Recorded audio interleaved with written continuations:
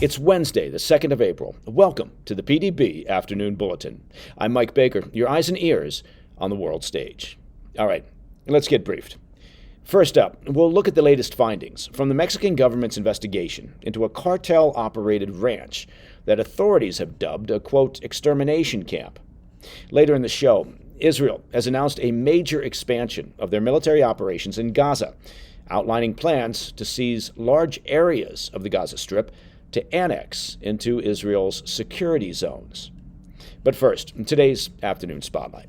We'll begin today south of the U.S. border with a new look at the operations of one of Mexico's deadliest drug cartels, as new details from an investigation into a ranch used for mass killings reveal the tactics employed by the cartel to recruit new members. We recently brought you the story of the Izaguirre Ranch in the western Mexico state of Jalisco. Last month, a group of volunteers searching for their missing loved ones uncovered what authorities have called an extermination camp. On the ranch, authorities discovered underground cremation ovens, burned human remains, and more than 700 personal items scattered across the property, suggesting a disturbingly high number of victims. Officials say the ranch was run by the new generation Jalisco cartel, which first emerged in the early 2010s after its members split from the Sinaloa cartel. The Jalisco cartel is led by Nemesio Ruben Oseguera Cervantes, better known by his alias El Mencho. The cartel is a major trafficker of the deadly opioid fentanyl, as well as methamphetamine, and also engages in large-scale human trafficking. The cartel rapidly expanded throughout the 2010s and has since garnered a reputation as one of the most violent criminal groups in Mexico, and that, frankly, is no small feat given the competition. Their rise to power was marked by a sharp increase in homicides, disappearances, and the discovery of mass graves in the region. The extermination ranch was originally discovered last September, but local officials are accused now of engaging in a cover-up on behalf of the cartel. In March, after the highly publicized findings of the local volunteers, Mexican President Claudia Sheinbaum intervened, directing the state attorney general's office to take over the investigation. Through that investigation, we've learned more about how the cartel recruits new members, and as you might imagine, the findings are disturbing.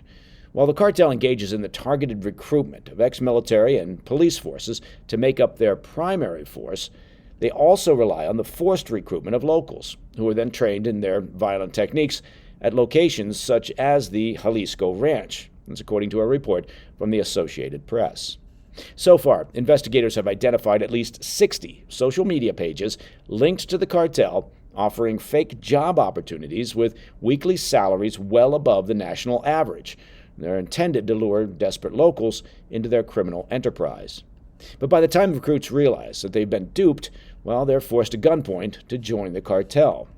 One recruit told authorities that hopeful applicants for the fake job postings would be told to meet at a bus station in Guadalajara before being taken to the Jalisco Ranch, where they were trained with weapons and in torture techniques.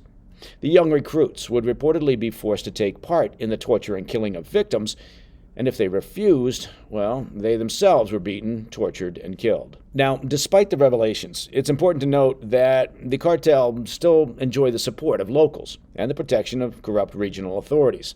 At least 3 police officers in Jalisco have been arrested since March due to their suspected involvement in disappearances at the ranch. It's hard to overstate, and it's actually hard to understand also, the loyalty that locals feel towards the cartel and its leaders. Just last weekend, El Mencho drew renewed attention after his image was projected on a big screen at a regional music festival in Jalisco, drawing cheers from the crowd. Sheinbaum, along with Jalisco's governor, condemned the display, and the Jalisco State Prosecutor's Office said they'd open an investigation into the incident. Well, that should do it. But such displays of respect are frankly not uncommon, and they underscore the deeper hold that cartels can have on local populations, often by cynically using their drug profits to paint themselves as benevolent protectors of the poor. In December, for example, Mexican prosecutors launched an investigation after videos circulated showing a sign at a local Christmas fair thanking El Mencho for giving holiday gifts to children. Well, isn't that special?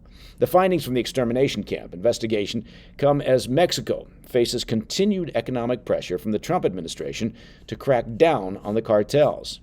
In recent months, the Mexican government has stepped up enforcement, dispatching 10,000 troops in early February to cartel strongholds along the border and hundreds more to Sinaloa State, the main hub for fentanyl trafficking.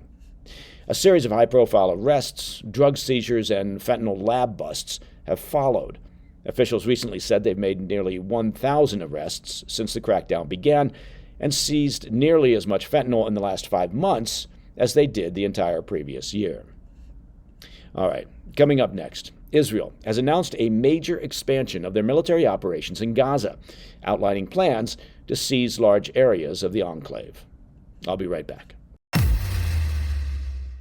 Hey, Mike Baker here. Well, let's take a look around at the economy. What do we see? Well, right now we see tariff wars, recession fears, and some stubborn inflation. So it's no wonder that gold has been routinely hitting all-time highs. And in volatile markets, well, like the one that we have right now, don't sit on the sidelines with your head in the sand. Take control and safeguard your savings. It's why so many Americans today are turning to Birch Gold Group. They've helped tens of thousands convert an existing IRA or 401k into an IRA in physical gold. So ask yourself, is it time for you to hedge against inflation and economic instability with gold? To learn how to own physical gold in a tax-sheltered account, just text PDB to the number 989898. Birch Gold will send you a free, no-obligation information kit. Again, just text PDB to the number 989898. With an A-plus rating with the Better Business Bureau and countless 5-star reviews, it's no wonder that so many Americans trust Birch Gold to safeguard their savings with gold. And you can too. Just text PDB to 989898 today. Welcome back to the Afternoon Bulletin. Israel on Wednesday announced a sweeping expansion of its renewed ground campaign in Gaza, vowing to seize large areas of the enclave and incorporate them into controlled security zones. In a statement, Defense Minister Israel Katz said the expanded offensive aims to, quote, crush and cleanse Hamas and dismantle its terror infrastructure in the territory. He added that mass evacuation orders of Palestinians would continue in areas where Israeli forces are operating. Katz issued a blunt appeal to Gaza's population to, quote, act now to eliminate Hamas and return all the kidnapped, calling it the only viable path toward ending the war.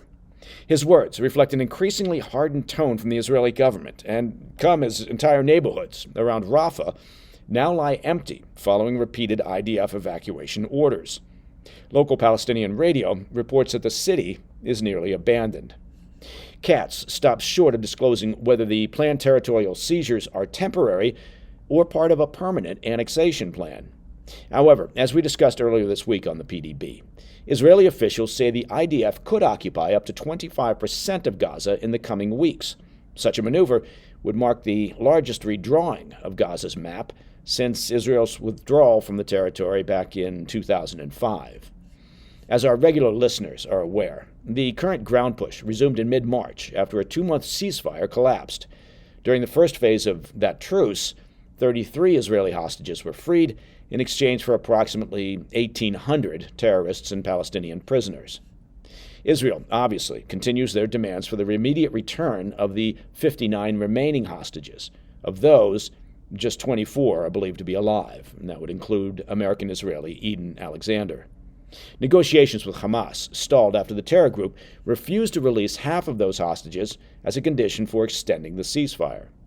Prime Minister Netanyahu has reiterated that talks will now only proceed, quote, under fire of airstrikes and ground operations.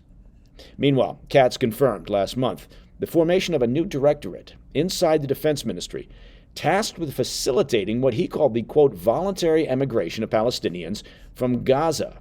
That directorate's work appears to mirror proposals floated by President Trump back in February aimed at relocating the enclave's approximately 2.3 million people. Katz emphasized that the current military operations are, quote, fully coordinated with the Trump administration. The plan has, not surprisingly, drawn swift international condemnation. Human rights organizers and United Nations officials have blasted it as ethnic cleansing, a charge that Israel denies. Regional powers like Egypt, Jordan, and Saudi Arabia have already condemned Israel's escalating offensive, warning that it risks igniting a wider conflict. Katz's announcement represents more than just an operational update. It's a recalibration of Israel's endgame. By laying the groundwork for potential long-term control over parts of Gaza, the Defense Ministry appears to be carving out a new post-war reality, one in which a permanent Israeli military presence could be inevitable. And that, my friends, is the PDB Afternoon Bulletin for Wednesday, the 2nd of April. If you have any questions or comments, and hopefully you do, well, just reach out to me at pdb@thefirsttv.com. Of course, word on the street is that to listen to the show ad-free, just become a premium member of the President's Daily Brief by visiting pdbpremium.com. I'm Mike Baker, and I'll be back tomorrow. Until then, stay informed, stay safe, stay cool. Hey, thanks for tuning in. If you enjoyed this video, don't forget to hit that like button and leave a comment, a really positive, nice, and kind comment. That would be appreciated. And if you're not already subscribed to our channel, make sure to subscribe and turn on notifications so you don't miss any of our daily updates.